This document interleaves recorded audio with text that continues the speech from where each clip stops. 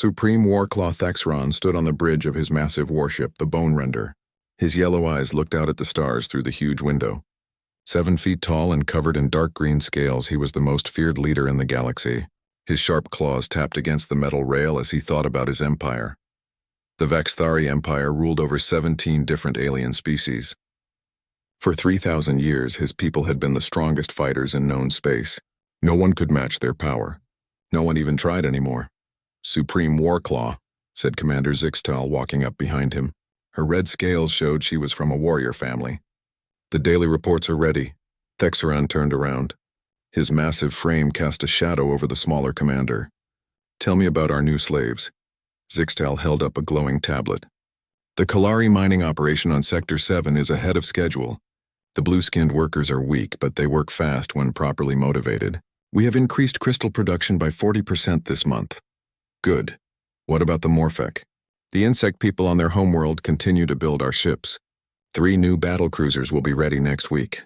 They try to go slow, but our overseers keep them working." Thexeron smiled, showing his sharp teeth. The Morphec had once been proud builders of beautiful cities. Now they made only weapons for their masters. It was how things should be. The strong ruled. The weak served. He walked to the center of the bridge. Around him, Vaxthari officers worked at their stations. All of them were tall, powerful, and deadly. Their ancestors had crawled out of swamps on their homeworld and become the galaxy's greatest predators. They had never lost a war. They had never even lost a major battle. "Show me the classification chart," Thexran ordered. A large screen appeared in the air above them. It showed the Vaxthari system for rating all life in the galaxy. At the top was Alpha Prime, with only the Vaxthari listed there. Below that was Alpha Class, which was empty. The Vaxthari had never found another species they thought deserved to be called Alpha. Beta Class had 5 species listed. These were the ones smart enough to be useful, but weak enough to control easily. The Kalari crystal miners were Beta Class. So were the Zephyrian scientists who worked in Vaxthari research labs. Gamma Class had 9 species. These were good for simple work like farming or basic construction. The Morphec builders had been moved down to Gamma Class after they tried to rebel 50 years ago. At the bottom was Omega Class. This was for species that no longer existed. The Vaxthari had wiped out 3 different alien races completely. They had been too dangerous or too useless to keep alive. "Supreme Warclaw," called out Navigation Officer Krexon from his station. "We have a message from the outer scout ships." Thexran's eyes lit up. "What did they report?" "They have found a new species, sir. On the edge of our territory." The bridge became quiet. Finding a new species was always exciting. It meant new slaves, new worlds to control, and new resources to take. "Tell me everything," Thexeron commanded. Krexon read from his screen. "The species calls itself humans. They live on a single world they call Earth. The planet has lots of water and is perfect for life. Long-range scans show they have about 8 billion individuals." 8 billion? Zixtal said with surprise. "That is many workers. What about their technology?" Thexron asked. "Basic space travel. They have just learned to send messages faster than light. They have small ships that can barely leave their star system. Their weapons use simple explosives and metal projectiles." Thexeron laughed, a deep rumbling sound. "Metal projectiles? How primitive. They sound like they just discovered fire. There is more, Supreme Warclaw. They fight among themselves constantly. Our scouts counted over 200 different groups on their world. They cannot agree on anything. Some groups are more advanced than others." "Perfect." Thexran's claws clicked together as he thought. A divided species was easy to conquer. The Vaxthari had seen this pattern many times before. "They will surrender quickly once they see our power." He turned to his officers.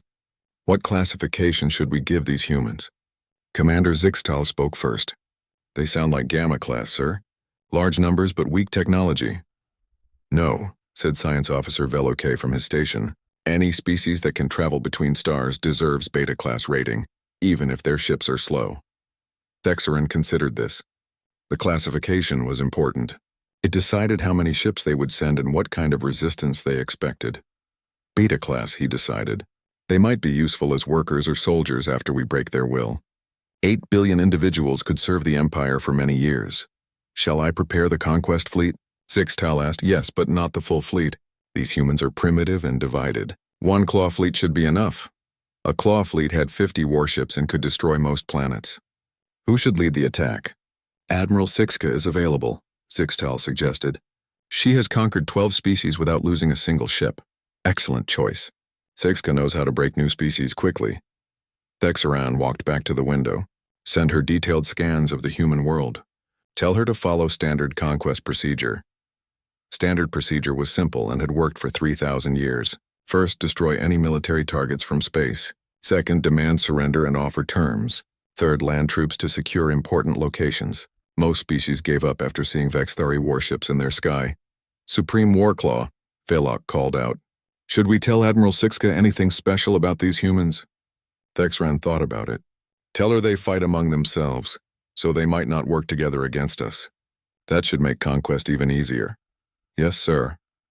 As his officers began preparing orders for the attack fleet, Thexran looked out at the stars again. Somewhere out there, the humans were going about their daily lives. They had no idea that the galaxy's greatest predators had noticed them. Soon their primitive world would be another jewel in the Vaxthari Empire. He imagined human workers in the crystal mines, their soft skin protected by simple suits as they dug precious stones for their masters. Maybe some of the smarter ones could be trained for more complex work. 8 billion new slaves would make the Empire even stronger. The bridge doors opened and Admiral Sixka entered. She was slightly smaller than Thexaran, but her dark blue scales marked her as a member of the naval warrior caste. Scars on her arms showed she had fought in personal combat, though that was rare for ship commanders. Supreme Warclaw, she said, bowing her head slightly. I received your message. You want me to conquer a new species? Yes, a primitive people called humans. They should be easy prey. He gestured to the display screen. Look at their specifications. Sixka studied the information for several minutes. Her yellow eyes moved across the data about human technology, population, and social structure. Interesting, she said finally. They have many different governments, but they all use similar weapons. Nuclear explosives, but very basic ones. Their spaceships are slow and lightly armed. Exactly. How long do you think conquest will take? Standard procedure suggests 3 to 4 weeks, Supreme Warclaw. Most of that time will be spent accepting surrenders and setting up control systems. Good. Take your fleet and bring these humans into the Empire. Try to keep casualties low. 8 billion workers are too valuable to waste. Admiral Sixka bowed again. It will be done, Supreme Warclaw. The humans will learn to serve the Vaxthari or they will learn to die. As she left to prepare her ships, Thexran smiled. Another easy victory for the Empire. Another species would learn that the Vaxthari were the true rulers of the galaxy. Soon the humans would understand their place in the natural order. He had no way of knowing that he had just made the biggest mistake in Vaxthari history. Admiral Sixka watched the blue and green planet grow larger on her ship's main screen. Earth looked peaceful from space. White clouds swirled over brown and green continents. The humans had no idea what was coming. All ships report ready, Admiral, said her second-in-command, Captain Drexmo. Sixka nodded. 50 Vaxthari warships hung in space around Earth like hungry predators. Each ship could destroy a city with a single shot. Together, they could crack the planet in half if needed. Begin standard procedure, she ordered. Target all military installations first. The attack began at dawn in what humans called North America. Bright energy beams shot down from the sky, destroying missile bases, army camps, and naval ports. The humans had no warning. Their primitive radar could not detect Vaxthari ships. Within 6 hours, every major military target on Earth was burning. The humans tried to fight back with their nuclear missiles, but the Vaxthari ships shot them down easily. It was like watching children throw rocks at giants. Phase 1 complete, reported Captain Drexmo. Human military capability is destroyed. Good. Begin broadcasting the surrender demand. Across Earth, every television, radio, and computer screen suddenly showed the same message. Admiral Sixka appeared on millions of devices at once. Her blue scales and yellow eyes filled screens in every human home. People of Earth, she said in perfect English, thanks to Vaxthari translation technology, I am Admiral Sixka of the Vaxthari Empire. Your world now belongs to us. Your military forces are destroyed. Further resistance is useless, she paused, letting the words sink in. You have one choice.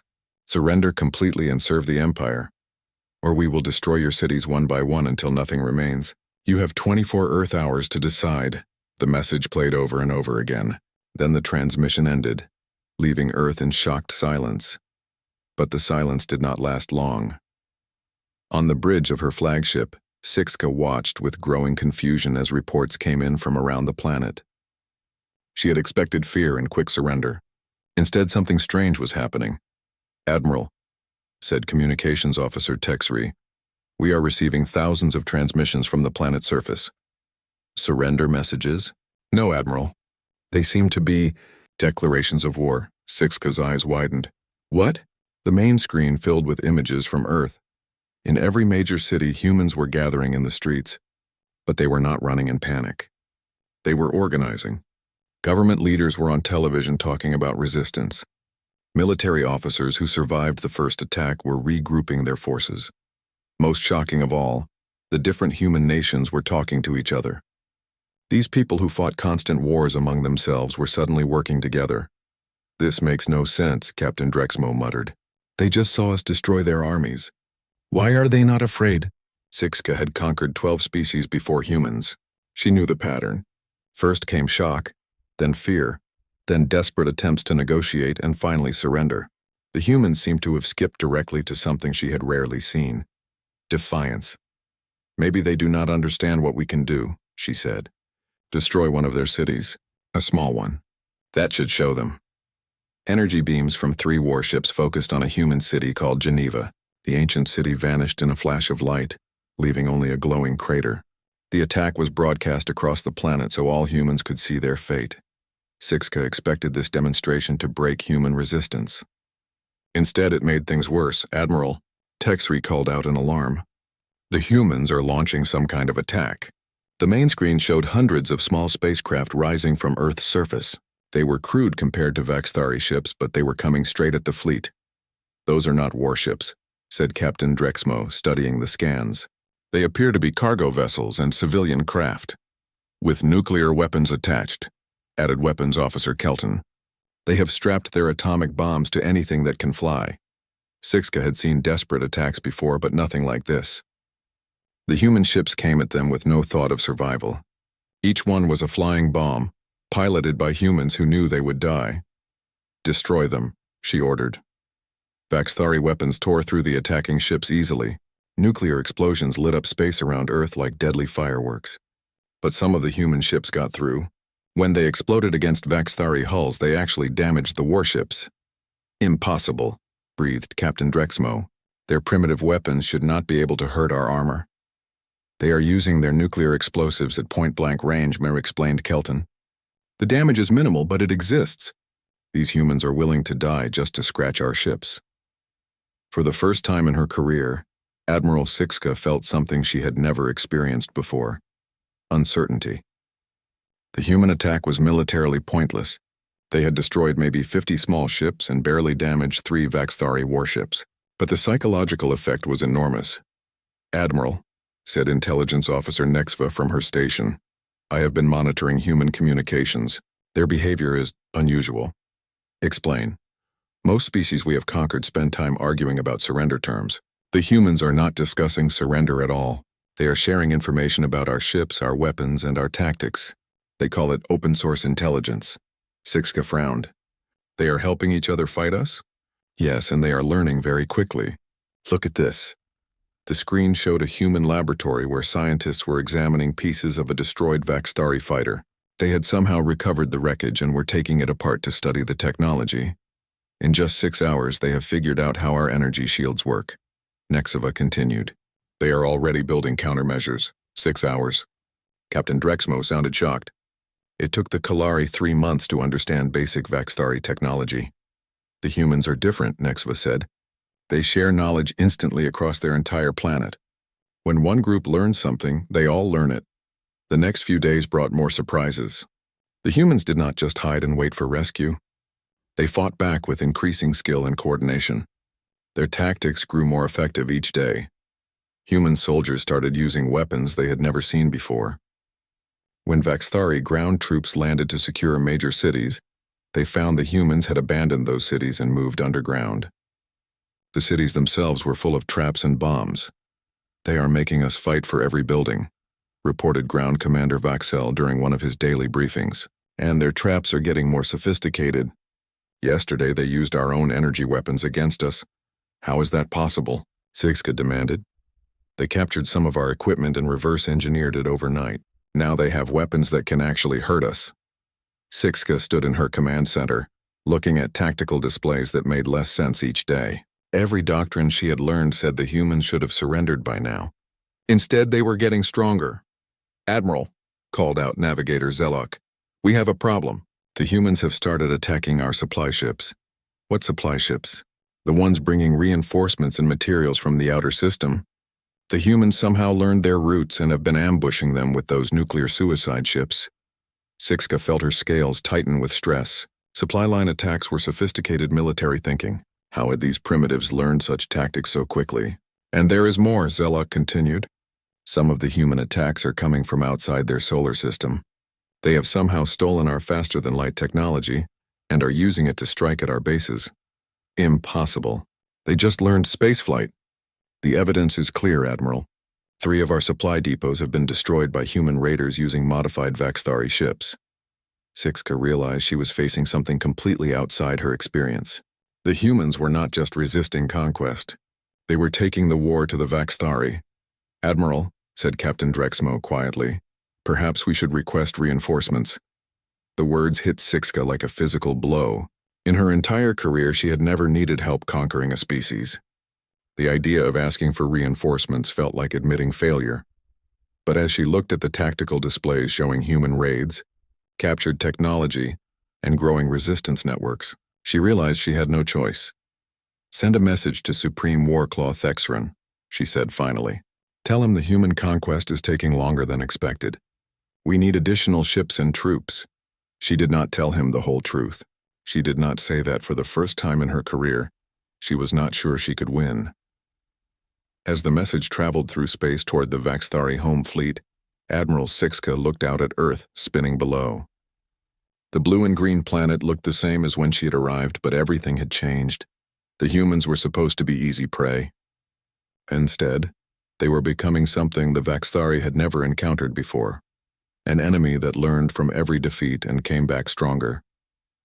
Supreme Warclaw. Thexran read Admiral Sixka's message 3 times before he believed it. The conquest of Earth was not going according to plan. The primitive humans were still fighting after 2 months. "Reinforcements?" he growled, his claws scraping against the metal of his command chair. "She wants reinforcements to fight primitives who throw rocks?" "The message says they have adapted quickly, Supreme Warclaw," said Commander Zixtal carefully. "Perhaps these humans are more dangerous than we thought." "No species is more dangerous than the Vaxthari," Thexran snapped. But doubt crept into his voice. Sixka had never asked for help before. Something was very wrong. "Prepare my personal fleet," he ordered. "I will go to Earth and finish this conquest myself." 3 weeks later, Thexran's massive command ship Bone Render dropped out of faster-than-light travel near Earth. What he saw shocked him to his core. Admiral Sixka's fleet was still there, but it looked different. Several ships showed battle damage. 2 cruisers were completely destroyed, floating as twisted metal in space. This was supposed to be a simple conquest, not a war. "Supreme Warclaw," came Sixka's voice over the communication system. "Welcome to Earth. I must warn you, the situation is not what we expected." "Report," Thexran commanded as his ship moved closer to the blue planet. "The humans have proven to be remarkably adaptable. They reverse engineer our technology within days of capturing it. They share information across their entire species instantly, and they refuse to acknowledge our superiority." "Explain that last part." "They do not see us as their natural masters, Supreme Warclaw. They see us as enemies to be destroyed. They have no concept of surrender or submission. They fight until they die, then others take their place." Thexran studied the tactical displays showing the current situation. Large parts of Earth's surface were controlled by Vaxthari ground forces, but the humans had retreated underground. They had built a massive network of tunnels and bunkers beneath their cities. "What about the major population centers?" "We control the ruins," Sixka said bitterly. "The humans evacuated their cities before we could capture them. Now they attack us from below. They have turned their entire planet into a fortress. And you have been fighting tunnels and sewers for 2 months? It gets worse, Supreme Warclaw. They have learned to build spacecraft using our technology. They are striking at our bases in other star systems." Thexran's yellow eyes widened. "Show me." the main screen filled with images that made his blood run cold. Human ships, built from captured Vaxthari technology but modified in ways that should not have been possible. They were faster than they should be, more maneuverable, and armed with weapons that combined human and Vaxthari designs. How many of our bases have they attacked? 17 Supreme Warclaw. They seem to have unlimited volunteers for suicide missions. Each attack teaches them more about our technology and tactics. Thexeran felt something he had never experienced before. Fear, not for his own life but for his empire. These humans were not behaving like any species the Vaxthari had ever encountered. "Show me their latest weapons," he commanded. What he saw on the screen chilled him. The humans had not just copied Vaxthari technology. They had improved it. Their modified energy weapons were more efficient. Their ship designs were better than anything in the Vaxthari fleet. "They are learning faster than we can adapt," Sixka continued. "Every tactic we use against them, they find a countermeasure within days. They have turned warfare into a science. What about their leadership? Have we tried to target their commanders? They have no central command structure, Supreme Warclaw. When we kill their leaders, new ones appear immediately. Sometimes the new leaders are better than the old ones." Thexeran studied intelligence reports about human society. The species that had been fighting constant wars among themselves had unified completely in the face of invasion. Every human on the planet was now part of their war effort. They have reorganized their entire civilization, he realized with growing horror. They are not just fighting us. They have become a weapon. Yes, Supreme Warclaw. And they are getting stronger every day. The next few days brought worse news. The humans had not only learned Vaxthari technology, they had begun to surpass it. Their scientists worked around the clock, sharing discoveries instantly across the planet. What took Vaxthari researchers years to develop, humans accomplished in weeks. Supreme Warclaw, reported intelligence officer Nexfa during a briefing. "The humans have developed something new. They call it artificial intelligence," explain. "They have built machines that can think like living beings. These machines help them design new weapons and tactics. The machines never sleep, never tire, and can process information faster than any organic mind." Thexeran felt his scales tighten. "Are you saying they have created artificial minds to fight us?" "Yes, and these artificial minds are learning too. They study every battle, every tactic we use, and find ways to counter them." The situation grew worse when the humans began attacking Vaxthari psychology as well as their ships. They broadcasted messages across Vaxthari communication networks, showing captured Vaxthari soldiers being studied like laboratory specimens. "They are dissecting our people," reported Medical Officer Kantar with barely controlled rage. "They are learning how our bodies work, how we think, how we fight. Then they use that knowledge against us." "That is barbaric," growled Commander Zixtal. "It is effective," Thexeran said grimly. "They are treating us like we have always treated other species." The psychological warfare was devastating to Vaxthari morale. These proud predators were not used to being hunted. The constant threat of human attacks, combined with their rapid technological advancement, was breaking down Vaxthari confidence.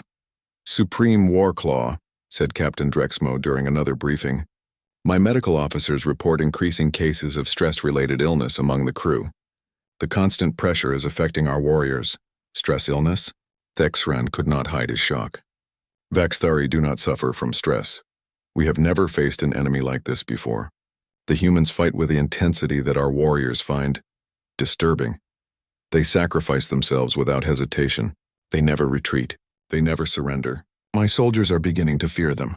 The word fear hung in the air like poison. Vaxthari were supposed to be the ones who inspired fear, not felt it. The breaking point came when the humans launched their most audacious attack yet. A fleet of human ships built entirely from reverse-engineered Vaxthari technology appeared near the Vaxthari home system. "Impossible," breathed Thexeran as he watched the tactical display. "They cannot have learned our navigation system so quickly." But they had. The human fleet did not try to conquer Vaxthari worlds. Instead, they struck at industrial targets, supply depots, and communication networks. Then they vanished back into faster-than-light travel before Vaxthari defenders could respond. "They are not trying to hold territory," realized Admiral Sixka. "They are trying to cripple our ability to make war." The attack had another effect that chilled Thexeran to his core. The humans had proven they could strike anywhere in Vaxthari space. No world was safe. No base was secure. Supreme Warclaw, said Communications Officer Texri, we are receiving messages from our colony worlds. They are requesting additional defenses. Some are asking if they should evacuate. Evacuate? Texran's voice was a dangerous whisper. The Vaxthari do not evacuate.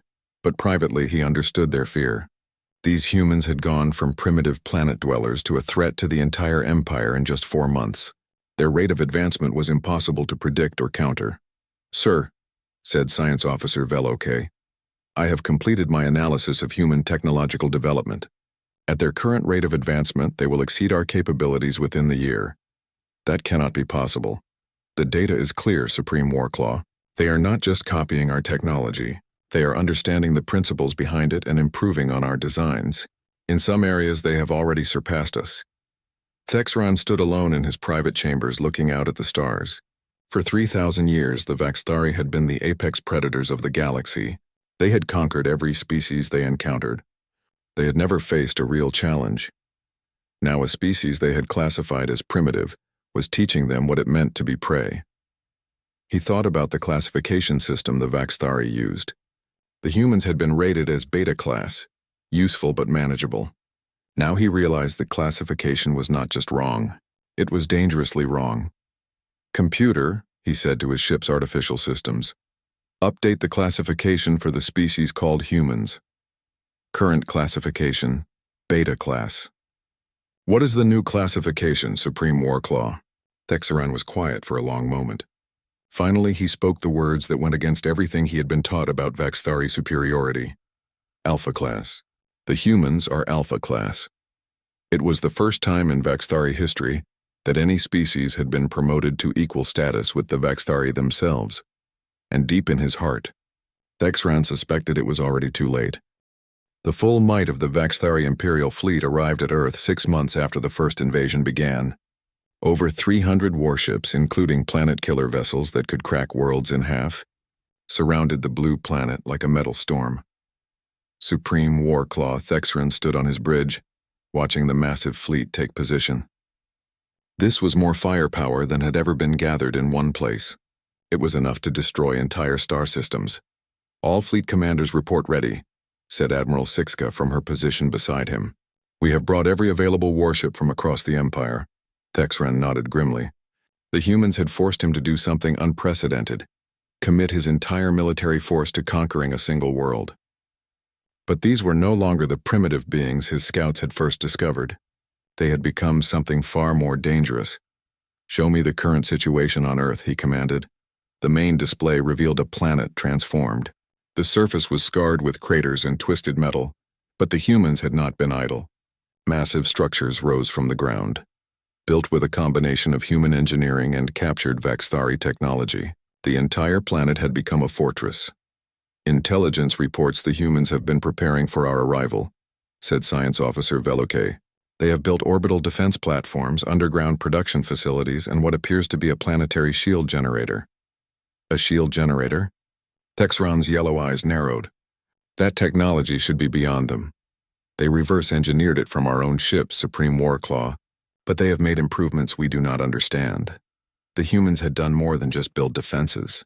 In the 6 months since the invasion began, they had changed themselves. Reports from captured human facilities showed that they were modifying their own bodies to survive in space, underground, and in radioactive environments.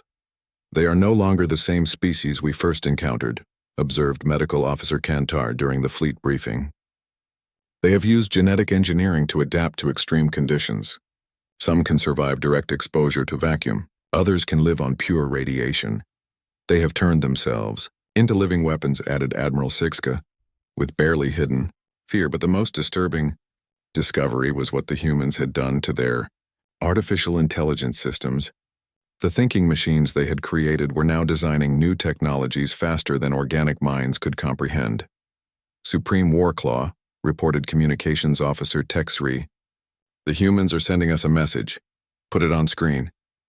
The display filled with the image of a human female in military uniform.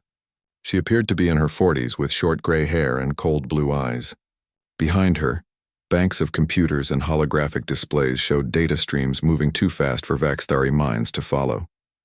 "I am Admiral Sarah Chen, Commander of Earth Defense Forces," she said in perfect Vaxthari language.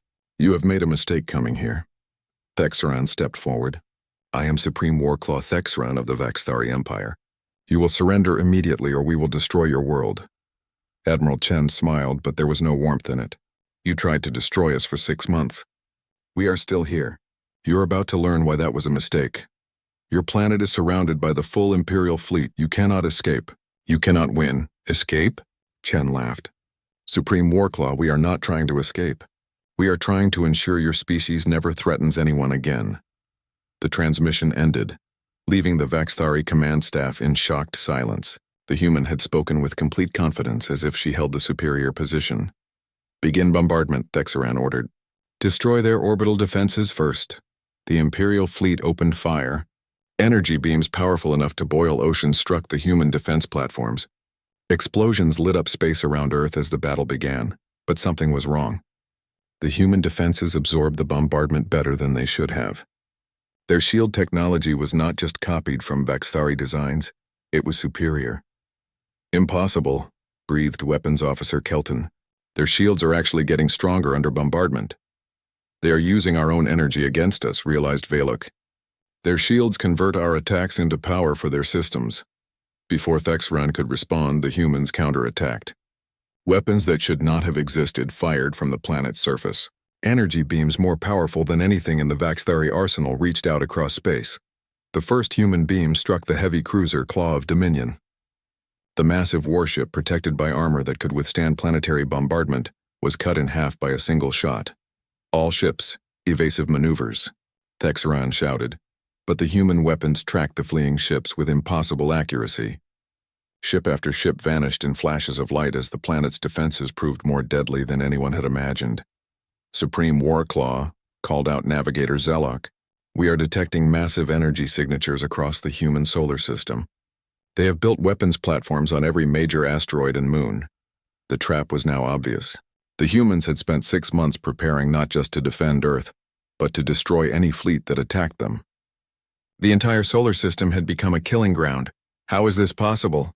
demanded Captain Drexmo. "They were primitive 6 months ago." "They have been learning, Captain," said Admiral Chen's voice over the communication system. "Every ship you sent against us taught us something new. Every weapon you used showed us how to build better ones. You have been our teachers." The human counterattack intensified. Ships that emerged from behind Earth's moon were not built with any known technology. They moved faster than thought possible, and struck with weapons that ignored Vaxthari shields entirely. "Those are not normal ships," observed Intelligence Officer Nexva. "The hulls appear to be alive. They are using biological technology we have never seen. They have created living warships," Thexaran realized with growing horror. "Ships that can think and adapt on their own." The battle became a massacre. The pride of the Vaxthari Imperial fleet was being destroyed by an enemy that should not have been able to match even a single warship. Worse, the human ships seemed to learn from each exchange, becoming more effective with every attack. "Supreme Warclaw," Admiral Sixka said urgently, "we must retreat. We are losing too many ships. The Vaxthari do not retreat. Then we will all die here." Thexaran watched another dozen ships vanish under human fire. The humans were not just defeating his fleet. They were studying it. Every ship they destroyed taught them more about Vaxthari technology and tactics. "Sir," called out Communications Officer Texri, "the humans are broadcasting on all frequencies." Admiral Chen appeared on screen again. Behind her, holographic displays showed the ongoing destruction of the Vaxthari fleet. "Supreme Warclaw," she said calmly. "Your empire has spent 3,000 years conquering other species. You have enslaved 17 different peoples. You believe you are apex predators. We are the strongest species in the galaxy." "No," Chen said with absolute certainty. "You were the strongest. You had the most advanced technology. You had the biggest fleets, but you made one critical error." "What error?" "You woke us up." The display behind Chen changed, showing images from across the galaxy. Human ships were attacking Vaxthari bases throughout the Empire. The assault on Earth had been a diversion. While the Imperial fleet gathered here, human forces were striking everywhere else. "Impossible," whispered Thexeron. "You cannot have built so many ships so quickly." "We did not build them, Supreme Warclaw. We grew them. Our artificial intelligence systems designed self-replicating factories. Every ship you destroyed was replaced by 10 more. Every battle made us stronger." The tactical display showed the true scope of the human offensive. Vaxthari colonies across the galaxy were under attack. Supply lines were cut. Industrial centers were destroyed. The entire Vaxthari Empire was collapsing. "You wanted to classify us," Chen continued. "You put us in your categories like specimens in a laboratory. But you missed something important about humans." "What?" "We do not accept being classified by our enemies. When you attacked us, you did not just threaten our lives. You threatened our children, our future, our right to exist as a free species." The display showed more images: human children in underground shelters, human families fleeing burning cities, human soldiers dying in desperate battles. "You turned this into a war of extinction," Chen said, her voice growing cold. "So we will give you what you brought to us, extinction. You cannot destroy the Vaxthari Empire. We rule 17 species." 16, Chen corrected. "We liberated the Morphec homeworld yesterday. They are building ships for us now, willingly. 15 species as of this morning when we freed the Kalari. They are very grateful for their freedom." Texran felt his world collapsing. The enslaved species were joining the humans. His empire was not just being defeated, it was being dismantled. "What do you want?" he asked finally. "Nothing you can give us, Supreme Warclaw. You made your choice when you invaded our world. You chose extinction. We are simply delivering it." The transmission ended. Around him, the bridge crew stared in shock at the tactical displays showing the death of their civilization. For the first time in 3,000 years, the Vaxthari faced an enemy they could not defeat. An enemy that had learned to be better predators than they were. And this enemy would not stop until every Vaxthari was dead. 3 years after the first human died in the Vaxthari invasion, Supreme Warclaw Thexron sat alone in the ruins of his command center. The proud bridge of the Bone Render was dark, most of its systems destroyed. Outside the cracked windows, space was filled with the wreckage of what had once been the galaxy's most powerful fleet. He was the last of his command staff still alive. Admiral Sixka had died when her ship was boarded by humans 6 months ago. Commander Zixtal had chosen to end her own life, rather than face capture. One by one, all his officers had fallen to an enemy they had once dismissed as primitive. The communication system crackled to life, its damaged speakers barely functioning. A familiar voice filled the ruined bridge. "Supreme Warclaw Thexron," said Admiral Sarah Chen. "This is your final warning." Thexron laughed bitterly. "Final warning? Admiral, you have spent 3 years hunting my people across the galaxy. What warning could you possibly need to give? Surrender yourself for trial, and we will allow the civilian populations on your remaining worlds to evacuate before we sterilize them." "Evacuate to where, human? You have destroyed every Vaxthari, military base, every shipyard, every colony that could support our people. You have left us nothing. That was your choice, not ours. Every time we offered terms, you chose to keep fighting." Thexron closed his yellow eyes, remembering the offers. The humans had tried to negotiate surrender 3 different times during the war. Each time, Vaxthari pride had refused to accept defeat. Each time the humans had responded by becoming more ruthless. "Show me the galaxy," he said quietly. The main screen flickered to life, displaying a map of known space. 3 years ago, it had shown the vast Vaxthari Empire spanning hundreds of star systems. Now most of those systems were marked in human blue. The Vaxthari Empire had been reduced to a handful of worlds, all under siege. "You have been thorough," Thexran admitted. "We learned from the best," Chen replied. "Your empire taught us that warfare is about complete victory or complete defeat. You showed us that showing mercy to an enemy just gives them time to regroup and attack again." The humans had indeed learned those lessons well.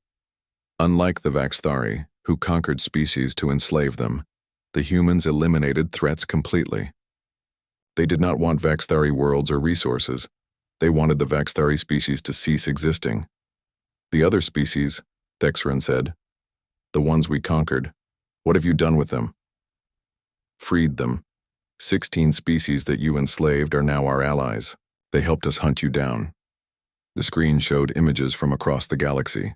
Former Vaxthari slave species were working alongside humans, building new worlds, new fleets, new civilizations. They had not just been liberated, they had been given the tools to ensure they would never be enslaved again. "They hate us that much?" Thexran asked. "They fear you that much," Chen corrected. 3,000 years of Vaxthari rule taught them what happens when predator species are allowed to survive. They will not make that mistake again. Thexran understood. The humans had not just defeated the Vaxthari Empire. They had created a coalition of species united by one goal, making sure nothing like the Vaxthari could ever rise again. "You realize what you have become," he said. "You are now the apex predators of the galaxy. What makes you different from us? We do not keep slaves. We do not classify other species as inferior. We do not conquer for the joy of conquest. But you destroy for the safety of destruction." "Yes," Chen admitted without shame. "We destroy threats to our children's future. We eliminate dangers to peaceful species. We are very good at destroying things that need to be destroyed." The communication fell silent for a moment. Thexran looked around his ruined ship, thinking about how it had all started. A routine scouting report about a primitive species, a simple conquest that should have taken weeks. "How did you do it?" he asked finally. "How did you advance so quickly? How did you become so powerful?" "You taught us," Chen said simply. "Every attack you made showed us how to build better defenses. Every tactic you used taught us new ways to fight. Every ship you sent gave us more technology to study and improve. But the speed of your advancement, it should have been impossible. You underestimated what humans do when we are threatened with extinction. We do not just fight. We evolve. We adapt. We become whatever we need to become to survive." The screen showed images of human civilization during the war years. Every human had contributed to the war effort. Scientists worked day and night to develop new technologies. Engineers built factories that could produce warships in days instead of months. Children learned advanced mathematics so they could help design weapon systems. "You turned your entire species into a weapon," Thexran observed. "You forced us to," Chen replied. "You gave us two choices: become strong enough to destroy you or watch our children die in slavery. We chose to become strong. And now you are the strongest species in the galaxy." "No," Chen said firmly. "We are the most determined species in the galaxy. There is a difference." Thexran thought about that distinction. The Vaxthari had always believed strength came from physical power, advanced technology, and the will to dominate others. The humans had shown them that true strength came from the will to protect what you loved, no matter the cost. "Your terms," he said finally. "You said I could surrender for trial." "Yes. Face judgment for your crimes against 16 species. Accept responsibility for 3,000 years of slavery and murder. Die with whatever honor your species still possesses. And if I refuse, we will hunt you down like we hunted down every other Vaxthari leader. You will die alone and forgotten in the wreckage of your ship." Thexran stood slowly, his massive frame casting a shadow across the ruined bridge. Through the broken windows, he could see human ships surrounding his vessel. They were patient, efficient, and absolutely deadly. "I have one question, Admiral Chen." "Ask it. Why did you offer surrender terms at all? Why not simply kill us without warning, as we would have done to you?" Chen was quiet for a long moment. "Because we are not you, Supreme Warclaw. We do not kill for pleasure. We kill because we must. There is a difference." "Yes," Thexran said quietly. "I am beginning to understand that difference." He walked to the communication console and activated the ship-wide broadcasting system. Throughout the damaged vessel, his few remaining crew members would hear his final order. "This is Supreme Warclaw Thexran," he said. "I am surrendering this ship to human forces. Any crew members who wish to accompany me to face trial may do so. Any who wish to fight to the death may do so. Choose according to your conscience." He closed the channel and turned back to Admiral Chen's image on the screen. I will come aboard your ship, Admiral. I will face trial for my crimes. But I want one thing in return. What? Update your classification system. Change the Vaxthari from Alpha class to Omega class. Mark us as extinct. We brought this fate on ourselves, and the galaxy should remember why. Chen nodded slowly. It will be done. 2 hours later, Thexran stood in the transport bay of a human ship, surrounded by guards. He was the last free Vaxthari leader in the galaxy. Behind him, his ship drifted empty and dead, a monument to a failed empire. As the human ship moved toward Earth, Thexran thought about the classification system he had once used to organize the galaxy. At the top had been Alpha Prime, reserved for the Vaxthari alone. Below that, all other species had been ranked according to their usefulness. Now there was only one entry that mattered: Homo sapiens. Classification: unknown. Notes: do not threaten their children. The trial lasted 3 weeks. Thexran faced representatives from 16 liberated species, each one testifying about Vaxthari crimes. He did not defend himself. He did not make excuses. He simply acknowledged the truth of what his people had done. On the final day, Admiral Chen read the verdict. Supreme Warclaw Thexran, you are found guilty of genocide, slavery, and crimes against sapient life. You are sentenced to death. I accept the sentence, Thexran said quietly. Before sentence is carried out, do you have any final words?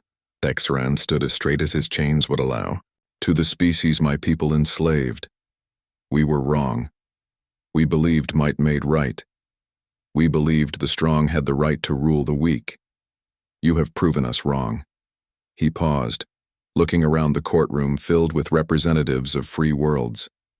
To the humans, you have succeeded where we failed. You have united the galaxy. But remember the lesson of our fall. Power without wisdom leads to destruction. Strength without mercy leads to extinction. And to my own people, if any still listen, we were considered alpha until humans wiped us from existence. We brought this fate on ourselves through arrogance and cruelty. Let our extinction serve as a warning to any species that believes might makes right. The execution was carried out the next day. Thexran died knowing he was the last of his kind to die in defeat. The few remaining Vaxthari would die in the sterilization of their final worlds. 1 week later, Admiral Sarah Chen stood in the Human Command Center on Earth, looking at the Galactic Classification Database.